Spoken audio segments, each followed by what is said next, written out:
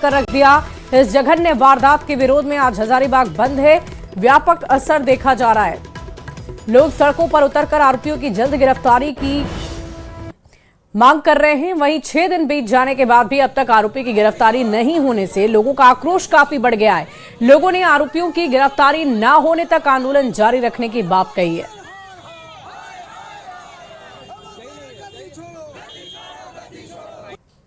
हम लोग सब दुकानदार जितना भी है, हम लोग अपने खुशी से बंद किए हैं दुकान। कि प्रशासन इस पर कड़ी कार्रवाई करे और जो दोषी है उसको पकड़ करके फांसी का सजा दे।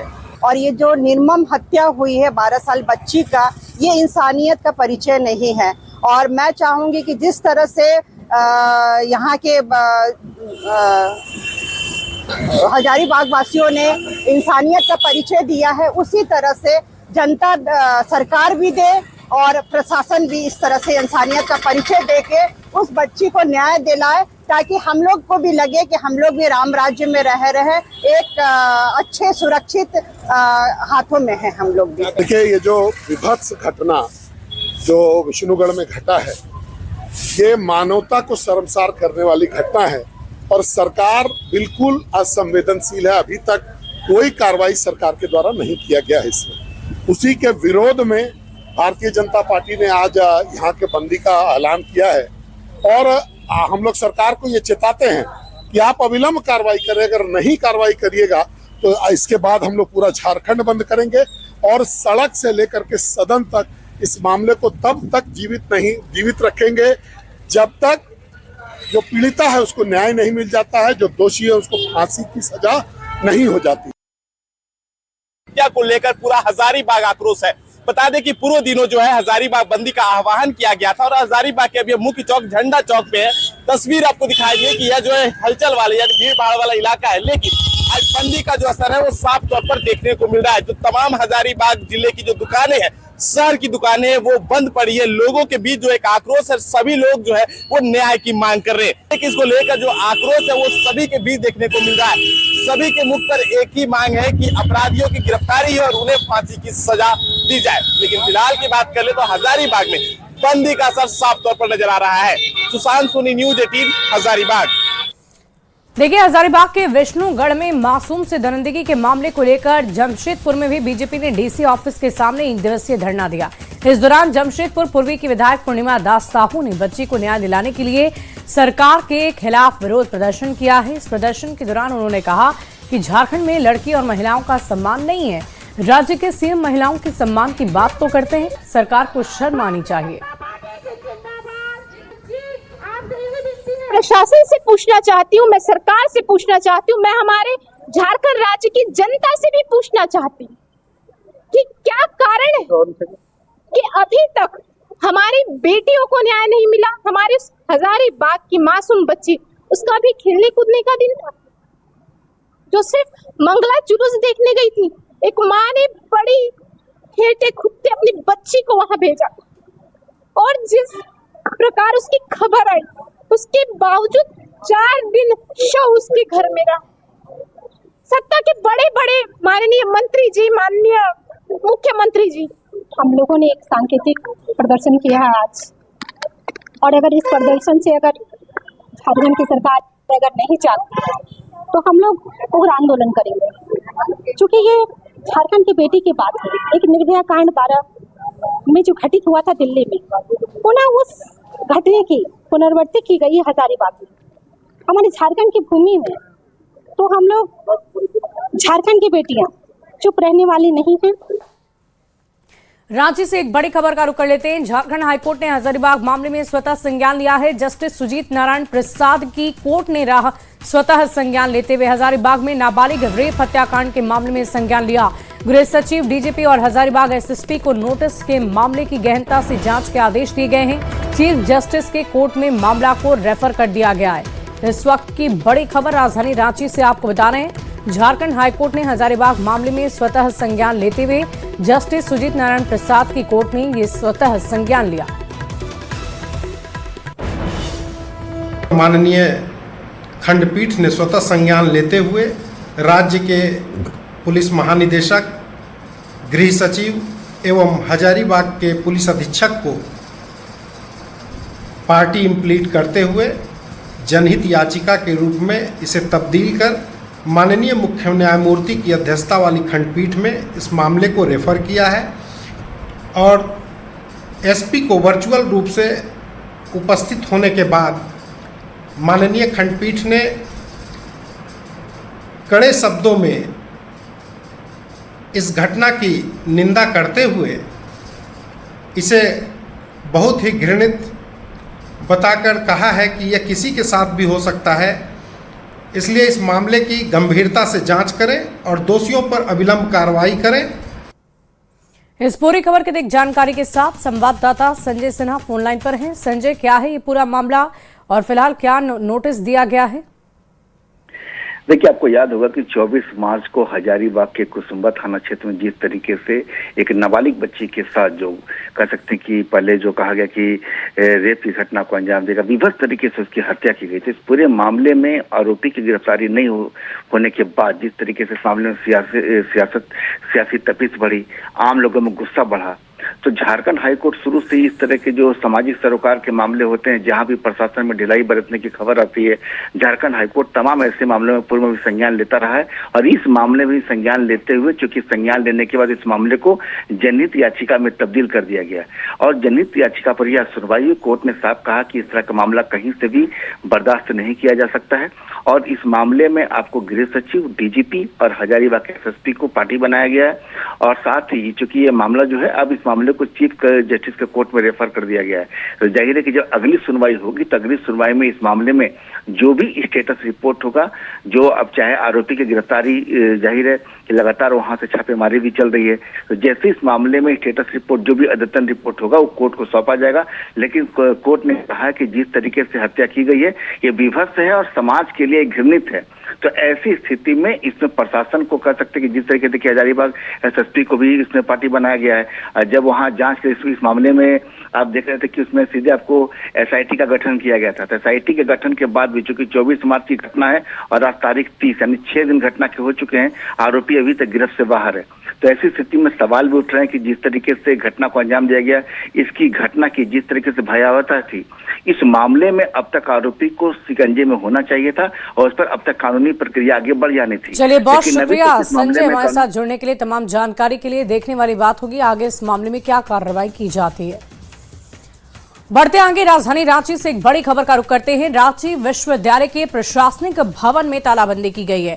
नर्सिंग स्टूडेंट ने तालाबंदी कर दी है। एनएसयूआई के नेतृत्व में यह प्रदर्शन लगातार जारी है। सेमेस्टर लेट होने के कारण विरोध किया जा रहा है। ये बड़ी खबर आपको इस वक्त की बता रहे हैं राजधानी रांची से। रांची विश्वविद्यालय के प्रशासनिक भवन में तालाबंदी हो गई है। नर्सिंग स्टूडेंट ने तालाबंदी कर दी है। रांची विश्वविद्यालय के प्रशासनिक भवन में आज विद्यार्थियों का विरोध प्रदर्शन चल रहा है। ये विरोध प्रदर्शन रांची के रिम्स यानी राज्य के सबसे बड़े अस्पताल रिम्स में पढ़ाई करने वाले बच्चों की ओर से है। यहाँ बीएससी नर्सिंग के जो स्टूडेंट हैं उनका ये विरोध प्रदर्शन है। सेमेस्टर लेट होने की वजह से आज विश्वविद्यालय प्रशासनिक भवन में इनका ये विरोध प्रदर्शन चल रहा है। विद्यार्थियों द्वारा पहले प्रशासनिक भवन को बंद कराया गया, तालाबंदी कराया गया और आज सैकड़ों की संख्या में जो स्टूडेंट्स हैं वो यहाँ विरोध प्रदर्शन कर रहे हैं। इनका कहना है कि इनका सेमेस्टर लगातार लेट चल रहा है, कई दफा इसकी शिकायत भी की गई लेकिन अब तक सुनी नहीं गई और यही वजह है कि आज विरोध प्रदर्शन करना पड़ा। हम 24-28 के बैच है, हम 24 में यहाँ पे एडमिशन लिए थे, 2026 हो गया, 1.5 साल का डिले हो चुका है पर अभी तक हम लोग का रजिस्ट्रेशन नहीं हुआ है और रजिस्ट्रेशन नहीं होगा तो 7-8 सेमेस्टर का एग्जाम कैसे होगा।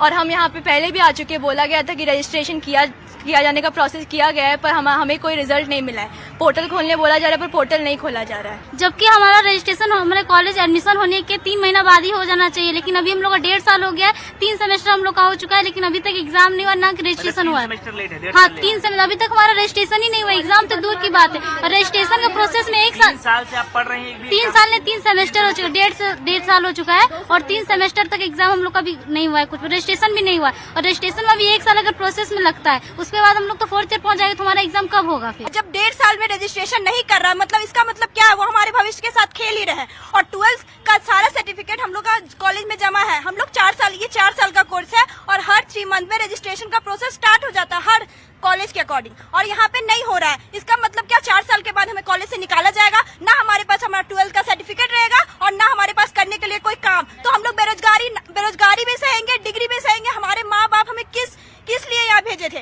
कि बच्चे हम अच्छा करेंगे, बीएससी नर्सिंग बहुत अच्छा कोर्स है ऐसा बोल के, और हमें कुछ भी नहीं यहाँ मिल रहा। हम लोग हाथ में हाथ धर के यहाँ बैठे हुए हैं, सिर्फ सेशनल दे रहे हैं और कुछ भी नहीं। तमाम स्टूडेंट्स यहाँ पर पहुंचे हुए हैं। प्रशासनिक भवन यानी रांची विश्वविद्यालय का जो प्रशासनिक भवन है उसके बाहर तमाम स्टूडेंट धरना पर बैठे हुए हैं। इन्होंने पहले, हमने कहा कि आपको कि इन्होंने पहले कॉलेज के अंदर, प्रशासनिक भवन के अंदर तालाबंदी कराई और उसके बाद अब यहाँ बाहर इनका विरोध प्रदर्शन चल रहा है। इनका कहना है कि लंबे समय से परीक्षा नहीं ली गई, ऐसे में स्टूडेंट के भविष्य के साथ खिलवाड़ किया जा रहा है। कैमरा पर्सन प्रभाकर के साथ गौरव झा, न्यूज़ 18 रांची। बढ़ते आगे धनबाद से एक बड़ी खबर का रुख करते हैं, जहां तेज रफ्तार का कहर देखने को मिला है। तेज रफ्तार कार बेकाबू होकर घर में घुस गई, जिस कारण घर क्षतिग्रस्त हो गया। हालांकि घर में कई लोग बाल बच गए। घर के लोगों ने चालक के नशे में होने का आरोप लगाया। हादसे में कार चालक जख्मी है, कार भी क्षतिग्रस्त हो चुकी है। इस घटना के बाद अफरा तफरी का माहौल हो गया, लोगों का गुस्सा देखने को मिला है। पुलिस पहुंची है, मामले की जांच जारी है। क्या करा ड्राइवर? पिया हुआ था, क्या था?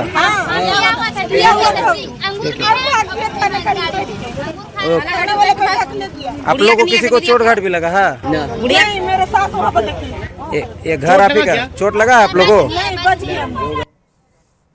बोकारो से एक बड़ी खबर आ रही है, चोर को रंगे हाथ पकड़ा गया है। दुकान में चोरी की नीयत से चोर घुस आया। दुकानदार ने सीसीटीवी फुटेज देखा, स्थानीय लोगों की मदद से रंगे हाथ पकड़ा। पुलिस के हवाले चोर कर दिया गया है और इस पूरे मामले की जांच लगातार जारी है। बोकारो से ये बड़ी खबर आपको बता रहे हैं, चोर को रंगे हाथ पुलिस ने पकड़ लिया है।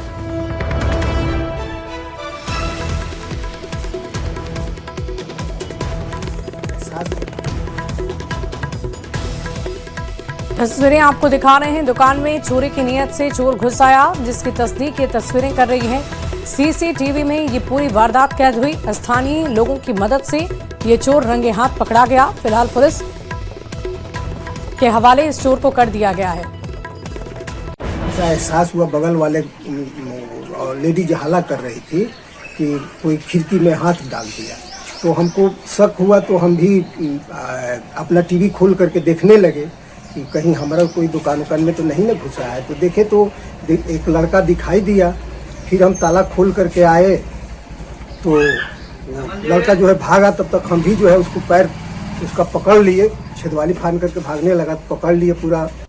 इस बीच धनबाद में तेज रफ्तार का कहर देखने को मिला है। बड़ा सड़क हादसा हो गया। बेकाबू कोयला लोडेड ट्रक ने बिजली के पोल में टक्कर मार दी है। टक्कर इतनी जोरदार थी कि बिजली के 2 पोल क्षतिग्रस्त हो गए। पूरे इलाके में शॉर्ट सर्किट की स्थिति बन गई।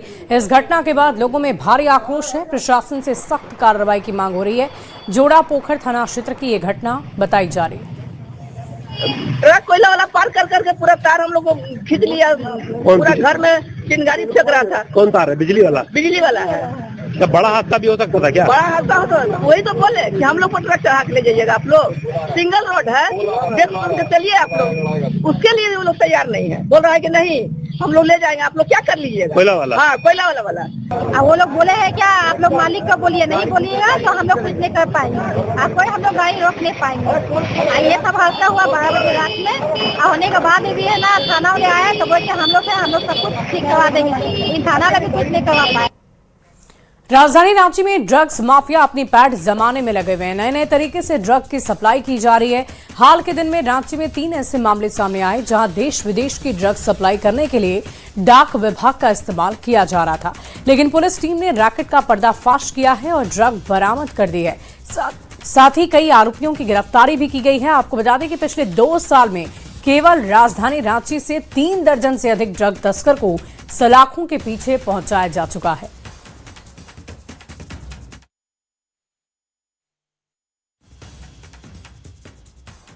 अवेयरनेस, हालांकि पुलिस इस काम ड्रग्स के अगेंस्ट जो हमारा स्पेशल ड्राइव वो लगातार चलता रहता है। तभी पोस्ट ऑफिस के माध्यम से जब वो आ रहे थे, LSD की जो स्ट्रिप्स आ रही थी वो डिटेक्ट किया गया है। क्योंकि वो पोस्ट ऑफिस के माध्यम से निगरानी रखी जा रही थी। ऐसे ही बार में भी लगातार रेड या फिर जो इन्फॉर्मेशन नेटवर्क है उसको स्ट्रॉन्ग किया जा रहा है, ताकि ऐसी एक्टिविटीज़ पर पुलिस के द्वारा जो बंदिश लगाई जा सके। में घरेलू गैस की कमी की वजह से लोगों को भारी दिक्कतों का सामना करना पड़ रहा है। जमुआ की नीलकंठ इंडियन गैस एजेंसी के सामने सुबह से लाभुकों की लंबी कतार लगी हुई है। दूसरी ओर गैस एजेंसी संचालक उपभोक्ताओं से केवाईसी अपडेट करने के नाम पर जबरन 300-400 रुपए मांग रहे हैं, जबकि सरकारी प्रावधानों के अनुसार केवाईसी मुफ्त में होना है।